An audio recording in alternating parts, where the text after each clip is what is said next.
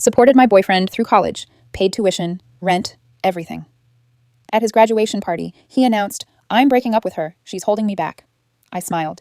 Then I handed him the bill, $127,000 in loans with interest, when his new girlfriend saw the amount. The room leaned away from me, like I'd spilled something on the floor. He didn't look at me. He was looking at the crowd, his parents, his friends, the photographer I'd booked, soaking in the applause that came late and uneven.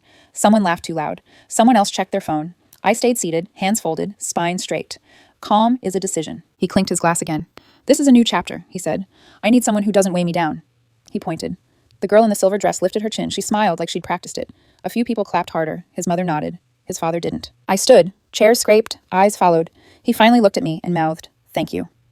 "For everything," he added, as if it were a receipt. I walked to the small table by the cake. White frosting. Blue letters. His name spelled right because I checked twice.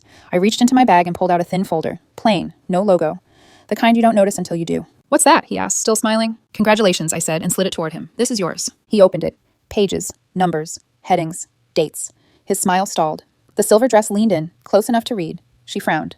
"Is this?" "It's the schedule," I said. "Tuition, rent, books, the car repair, the dentist. Everything I covered while you focused on school." I tapped the bottom line. "With interest, 3%. His laugh came out wrong. "You're joking." I took out my phone. One tap. The screen lit up. A signature. His signature. Another page. Another date. Another notary stamp.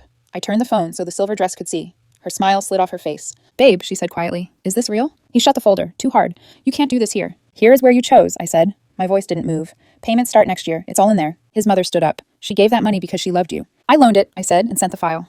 AirDrop chimed. His phone buzzed. Then hers. Then his father's. The photographer stopped shooting. He opened the document again, hands shaking now. "This is insane." The silver dress scrolled. Her thumb slowed. "It says monthly?" "7 years," I said. "You can pay early." He looked at me like he was seeing a stranger. The crowd felt closer. Whispers started to move, fast and hungry. Someone said my name. Someone else said lawyer. "I'm not signing anything," he said. "You already did," I said, and slid my card across the table. "Call if you need clarification." The bar manager caught my eye. I nodded once. He nodded back. A minute later, glasses stopped refilling. The music dipped. Confusion rippled. "Hey," the silver dress said, pulling him by the sleeve. "We should go." He didn't move. He was staring at the total, at the interest column, at the dates stacked like proof. I picked up the wrapped box I'd brought, heavy, expensive, and tucked it under my arm. "Enjoy the cake," I said. "I paid for that too." As I walked out, his phone started ringing. Then hers. Then his mother's. The doors closed behind me, and the sound flattened into a muffled roar. Outside, my phone vibrated. Unknown number. Another. Another. I didn't answer. I got into my car. The engine turned over clean. Behind me, through the glass, I saw him finally move. Hands up, talking too fast. The silver dress, stepping back like the floor had shifted.